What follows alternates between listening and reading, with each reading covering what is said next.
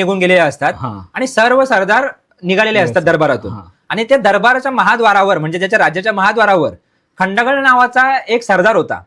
त्याचा हत्ती पिसाळतो, हा. हत्ती अनियंत्रित होतो हा. आणि तो हत्ती काय करतो, लोकांना पायाखाली तोडवायला लागतो, तिथे नासधूस करायला सुरुवात करतो. अच्छा. हा.